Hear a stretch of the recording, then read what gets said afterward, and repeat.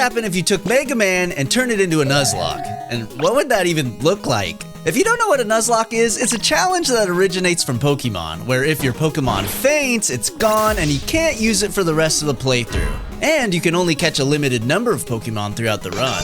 So for my version of the challenge, I came up with the Mega Man Weaponlocke. The rules are simple. If I use a weapon in one level, it becomes locked and I can't use it in another level. Which maybe doesn't sound too hard at first, but we're also including the Mega Buster. And the last rule is, if we get a game over, we have to restart from the beginning, because permadeath always makes things more fun. Is it possible? Can we clear the game without reusing any weapons? Let's find out! For the first stage we choose, since we only have the Buster, it's kinda just gonna be a regular Mega Man run. We can beat any of these levels Buster only, but I'm gonna start with Iceman for reasons I'll explain later. But the first reason is, it's the hardest stage in the run! Now not this first part, the green goobers and the penguins die in one shot, so this bit's easy. And not the Yoku block section, because even though you gotta sit there and learn the pattern, you don't have too much danger of actually dying. The reason this is the hardest stage in the run is right here. The dreaded foot holder section. These side-eye emoji bastards move in random patterns, so if they decide to act weird, you're stuck waiting for them to line up so you can cross. All the while they spit pellets at you and infinitely spawning penguins fly toward you. And if that wasn't enough, there's a notorious glitch where sometimes if you jump on them while they're going up, you just die. No! Yeah, I got scammed. I got fucking scammed. Most people come here after Elecman so you can get over this pit with the magnet beam. But we can't go get the magnet beam yet, and like I said, I'll explain why later. Just trust me, we gotta do it legit. But the good news is, since this is the first stage of the run, if we die too many times to bad RNG or the glitch, we can always reset and start over. Eventually we make it across and there's a 1-up for our troubles. 1-ups are obviously super valuable in this run because if we get a game over, we have to restart. But for some reason, getting this one isn't as simple as just falling and holding left. Something about the physics in Mega Man 1 just make you skip right past it. I don't really have a consistent setup to always get this one up. Sometimes I try a back and forth jump that me and the chat have named the Loosey Goosey. Loosey Goosey, Loosey Goosey, Loosey Goosey. Yeah! Yeah! Loosey Goosey, baby! But sometimes I just fall and press left at just the right moment. I honestly don't know what the trick is, but when you do get this one up, you know it's gonna be a good run. As for the big guy, you can beat him with the Buster if you mash fast enough, but it's really, really tough. Oh, I busted him. I was never able to do that in practice. Then after a quick penguin hallway, it's time for Iceman, which is one of the hardest bosses to beat Buster only. He takes 28 lemons to kill, meanwhile his Ice Slasher kills us in 3. And they can be really tricky to dodge. That being said, with enough practice and making sure you dodge even after he's dead, we got it, and that's our first stage clear. So since we used the Buster in that stage, it's locked and we can't use it again. So we gotta rely on the Ice Slasher for the next level, which means we might as well take it to Fireman since that's his weakness. Ice Slasher does no damage to pretty much the entire cast of enemies in the game, but it does freeze them for you to jump over. Except for these turrets where the ceiling is too low to jump over. Oof, that's unavoidable damage. But the rest of the stage is pretty fun. Freezing the fire pillars and jumping on them lets you heal up. It makes the whole stage a lot safer. Now this little section here I normally come to with the magnet beam, but for now we just have to time it. Yeah, dude, I don't know how to time it. Can't you freeze it? That's a good question. Can you use Ice Slasher to freeze this obstacle? Nope. And then we just have to freeze every enemy in our path along the way to Fireman, which doesn't always work, but it'll be okay. Fireman is easy. Now, if you've played this game normally, you know Fireman is not easy. He shoots a metric ton of firestorms and leaves little fire trails underneath you to jump over. It's just a nightmare. But for some reason, if you start the fight, walk a little bit forward, wait for him to shoot his first shot, and then jump and shoot at the same time, you get to play jump rope with the guy, and the fire that spawns under you despawns immediately. It just makes the fight way more manageable. And with that, we can no longer use Ice Slasher, so it's time to do Bombman stage Firestorm only. Yeah, if it wasn't clear by this point, we're kinda just going in regular boss order now. Firestorm makes the stage an absolute breeze, one-shotting every enemy except for the Sniper Joes. There's a couple of instant death sections that you gotta be careful about, but there's also a free 1-up you can grab, and Bombman himself is a very easy fight. All you gotta know is he jumps when you get too close to him, so we try to stay close and make him jump around, shooting a firestorm whenever he lands. Altogether, super easy stage. In fact, the only enemy you really gotta worry about is yourself. Maybe you guys have realized it, but there's a second way to fail this challenge. If we run out of weapon energy and have no way to refill it, there's no way to clear the stage. So all that willy-nilly firestorm spamming I did earlier in the stage came back to bite me in the ass. And we can't even farm the Susies in the boss hallway because all of their drops fall into the pit. Failing here is a valuable lesson in saving energy. Do you save energy? Did you remember to turn the light off in the kitchen when you went and made a snack earlier? Well, go turn it off. What the f***? What are you waiting for? But once we finally make it back and beat Bombman, it's time for Gutsman stage. You would think a weapon called Hyper Bomb would be strong enough to blast through these Mets helmets. But no,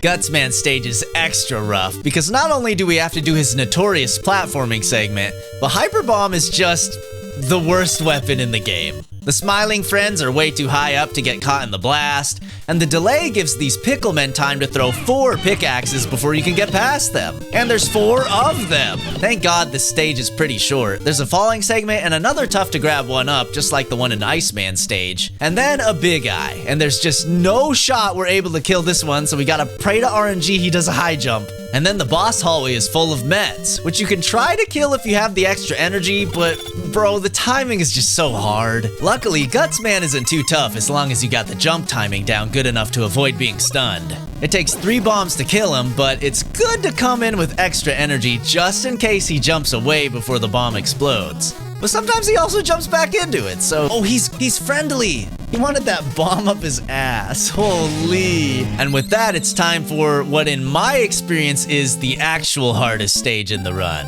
Cutman Super Arm only. Now don't get me wrong, it's fun being able to use Super Arm this often, and it deals with most enemies just fine, and it doesn't really have energy issues. The difficulty rises when you get to a screen without any blocks to throw. Not being able to shoot these turrets with lemons makes them so much harder to avoid.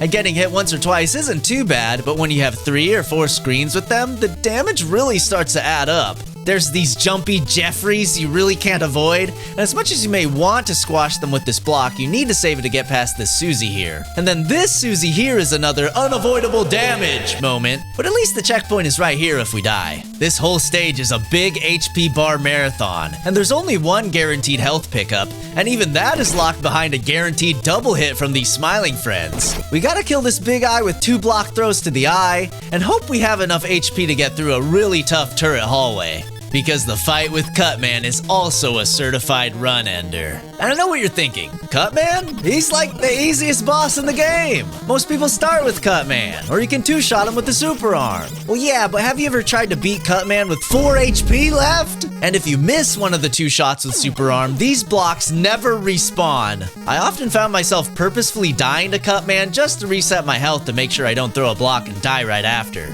But otherwise, the fight is easy, as long as I don't panic.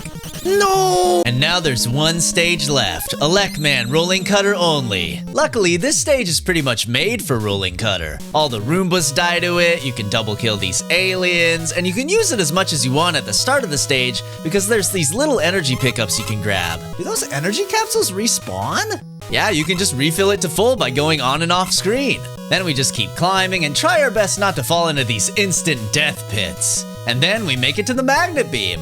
And now I think it's a good time to explain why we didn't grab the magnet beam earlier in the run. There are only 2 weapons in the game that can break these blocks, the super arm from Gutsman and the thunder beam from Elecman. We aren't allowed to use super arm because we already used it in Cutman's stage as per the rules of the challenge. But what if we came here with super arm instead? It lets us grab the magnet beam, but even though there are 2 Gutsman blocks in Elecman's boss room, it doesn't do enough damage to kill him. Unless you use the famous Mega Man 1 pause trick.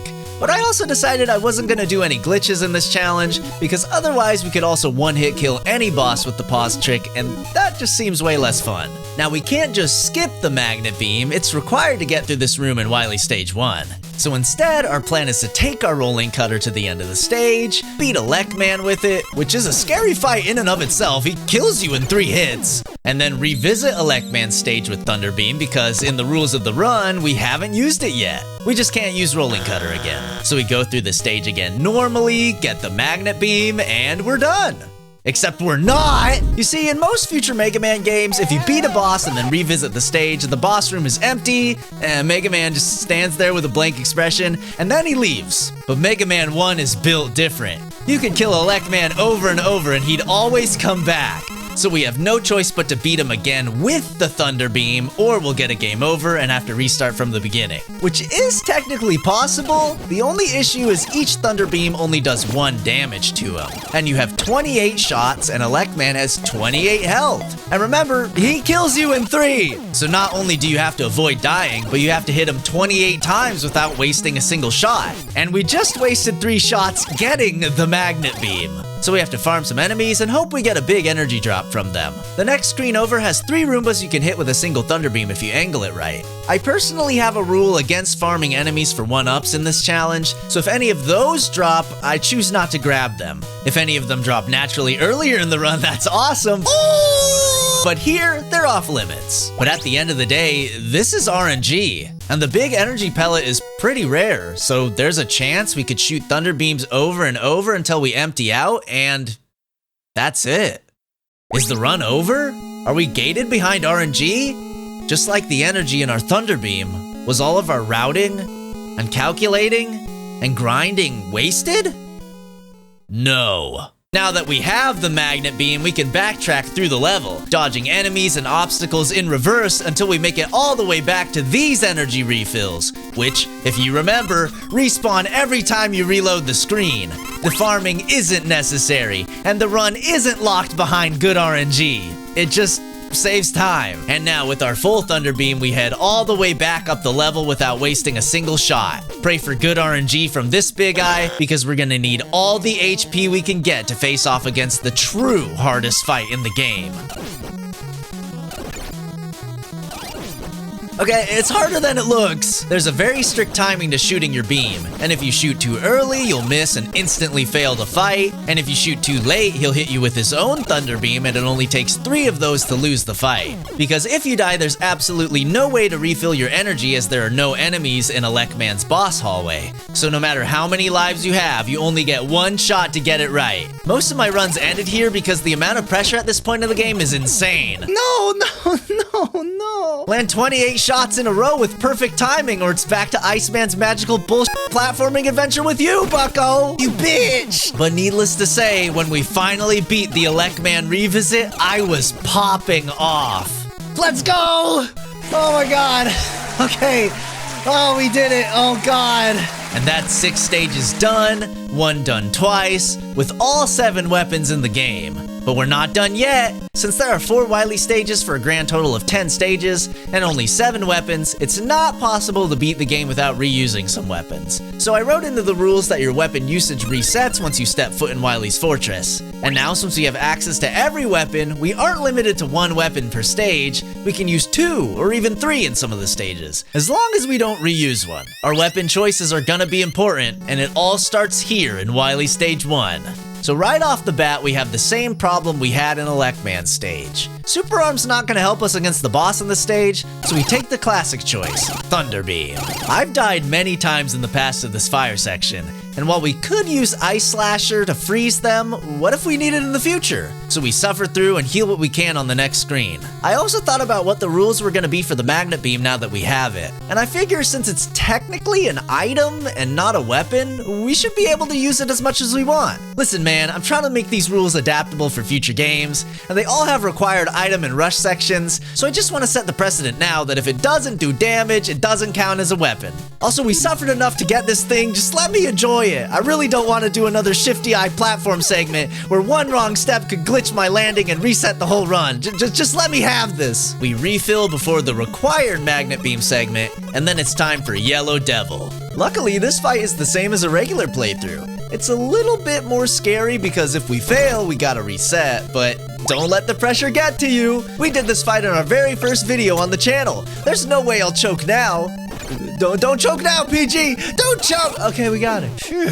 Now it's on to stage 2, and we're gonna start with Firestorm. It's great to take out the smiling friends that fly too close, and it does 3 damage per hit in our Cutman rematch, which is the next best thing after the Buster. After that, we keep using it while dodging these turrets, then we technically could beat Elecman with Firestorm only, But just like before, it would take 28 perfect hits, and I'd rather just switch to Rolling Cutter and be done with him. And then we carry these two weapons through the stage, switching between them to conserve energy, and grabbing a 1-up and energy pickup as we go. For Copy Robot, we want to use Firestorm. As a safety strat, we could use the Super Arm exploit, where if you equip it, Copy Mega Man, just like you, has no blocks it can throw, so it just runs around like an idiot. You can do some fun weapon swap cheese to make the fight super safe, but there's some gray area with that. Like, technically we aren't using the Super Arm, but we're kinda using it, so does that lock it out for future stages? Well, either way, we're just gonna beat him legit. Since he jumps whenever you shoot, all you gotta do is jump and then shoot, and then he's dead in just a couple firestorms.